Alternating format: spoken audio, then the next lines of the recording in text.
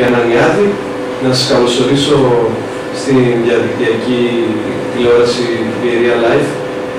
Και ένα ερώτημα το οποίο ο καθένας για το σπίτι του το ξέρει, αλλά εσείς που σαν επαγγελματίες γνωρίζετε καλύτερα, πώς πέρασε ο φετινός χειμώνας και πώς ζεστάθηκαν τα σπιτικά της Κατερίνης.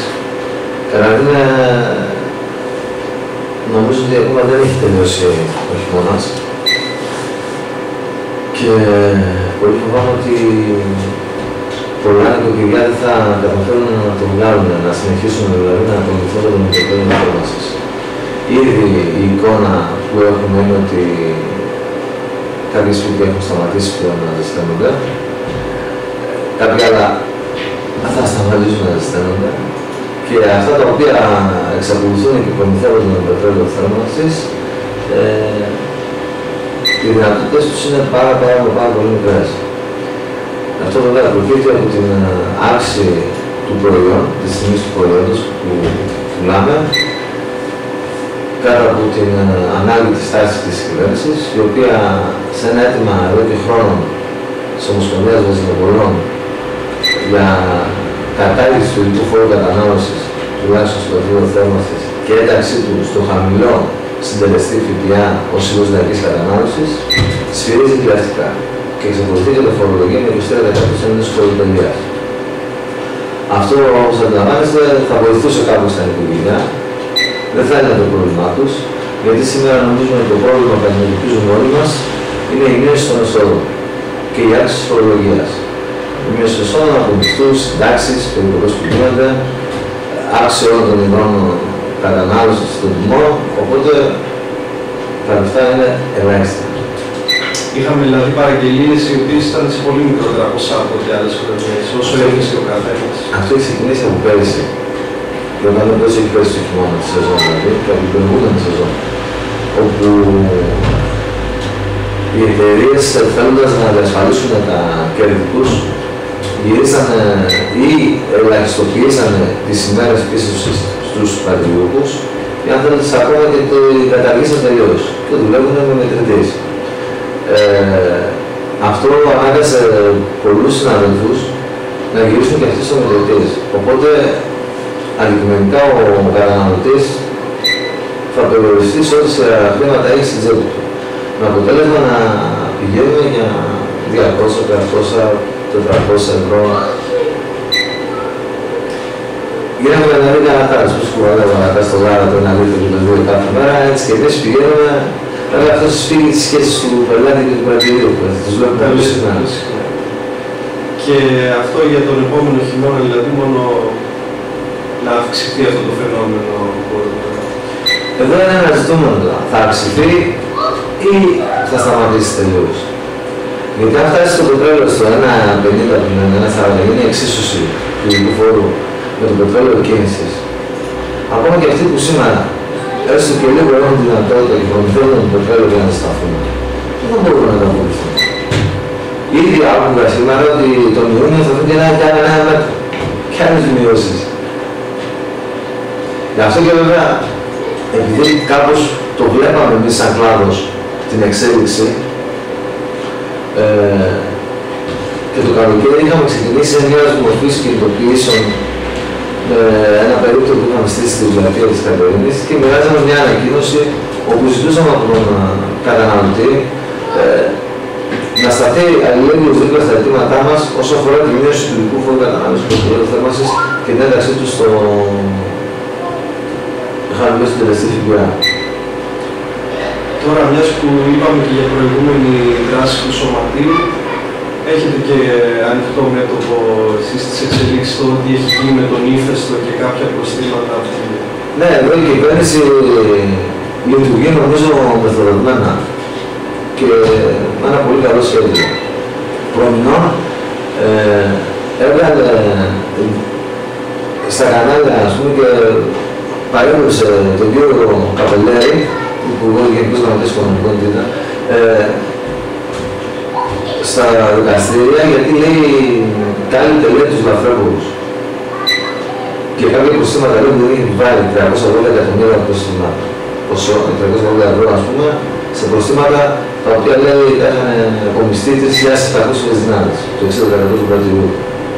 Αυτά τα προστήματα προκύπτουν από τον ύφιστο, το σύστημα διαχείρισης και της διακίνησης του πετρελαίου, θερμάσης, τα οποία ήταν προστήματα της κλίμακας.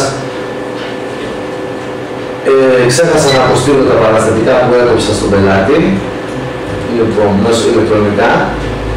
Πέρασε το 10ημερο, οπότε κάθε απόδειξη είναι πρόστιμο. Ή μου παραπέσαν κάποια παραστατικά, μόλις τα είδα, τα πέρασα, αλλά είχα περάσει προθεσμία με ημερολογιακή προθεσμία που μας έδινε το σύστημα, αυτό είναι πρόστιμο. Όπως επίσης πρόστιμο είναι και το αν ο καταναλωτής, ο πελάτης, μου έδινε λάθος αφημί και εγώ το απέστελνα, έτσι, θα μου γυρνούσε πίσω ως βάρος. Εάν εγώ δεν έβλεπα την κίνηση και δεν είπα μετά από 10 μέρες και τη διόρθωνα, πάλι ήταν πρόστιμο. Ή είναι λάθος κωδικός αφημί, ΔΕΗ, του δυσκολικού ηλεκτρονικής πληρωμής της ΔΕΗ. Αυτά ήταν τα προστήματα, 380 εκατομμύρια τα περιβόητα που επιβάλλανε στις 3.700 δυνάμεις. Και γι' αυτά, ας πούμε, κηρυγήθηκε στην αρχή ο Καπελέρης. Με αποτέλεσμα σήμερα, τα προστήματα που βεβαιώθηκαν το 2010 και ο κ. Καπελέρης τα κρατούσε, να κοινοποιηθούν στις εφορίες με σκοπό να μας επιβληθούν και τα προστήματα του 2011, με τον νόμο που άλλαξε και θεωρούνται πλέον τελωνιακές παραβάσεις, να έχουν φτάσει στα τελωνία. Δεν ξέρουμε ποιοι συνάδελφοι είναι μέσα. Θεωρούμε ότι όσοι συνάδελφοι κι αν είναι μέσα από τέτοιο αντικείμενο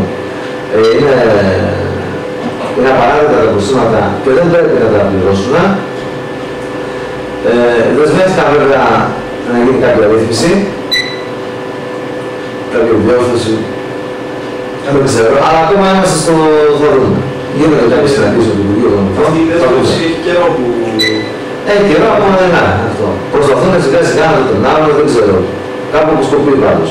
Δεν μπορεί, από τη στιγμή που αναγνωρίζουν ότι είναι λάθος τα προστήματα, θα πρέπει άμεσα ας πούμε, να έχει λύσει το θέμα.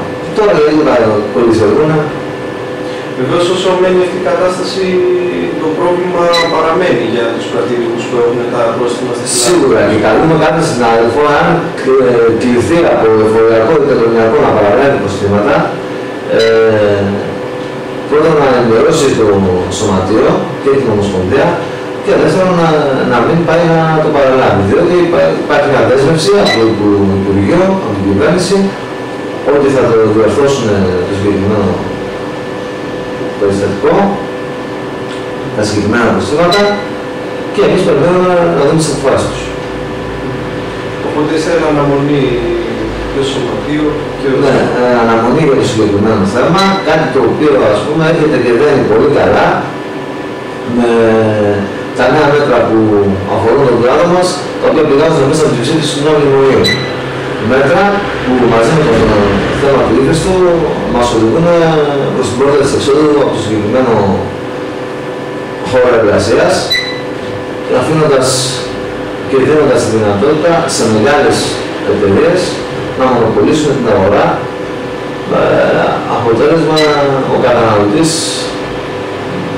πολύ φοβάμαι να πληρώνει στο μέλλον πολύ πιο ακριβά τα καύσιμα από ό,τι πληρώνει τώρα.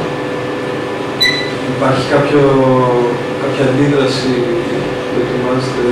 Τα μέτρα που είναι πραγματικά εξοδοτικά για τον χώρο μας.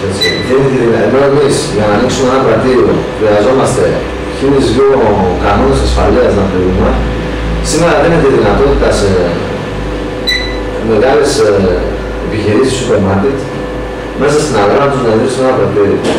Καταβούνται αποστάσεις ασφαλείας, δηλαδή δεν τους νοιάζει πλέον η ασφάλεια του πολίτη, του καταναλωτή, τους νοιάζει μόνο το χρήμα και πώς να μαζέψουν όλη την αγορά σε ένα χώρο.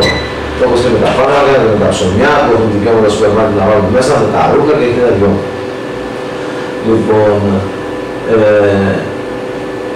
αυτό, η εφαρμογή της συνθήκης Bolkestein που εφαρμόζεται ακόμα και στο δικό μας τον χώρο. Το κράτος ότι την εισφορά που δίνουμε, την αυξημένη εισφορά που δίνουμε για το Ταμείο Επικουρικής Ασφάλισης μας, που θα πηγαίνει το 2013 ως εισφορά στα έσοδα του κρατικού προϋπολογισμού, κατάργηση του ωραρίου και η κατάργηση του άρθρου 24, αν κάνω λάθος, που απαγόρευε την τιμή, την πώληση προϊόντων κάτω από την τιμή αγοράς, αντιλαμβάνεστε τη δυνατότητα στους λαθρέμπορους να νομιμοποιήσουν το προϊόν τους και να αρχίσουν να το πουλάνε.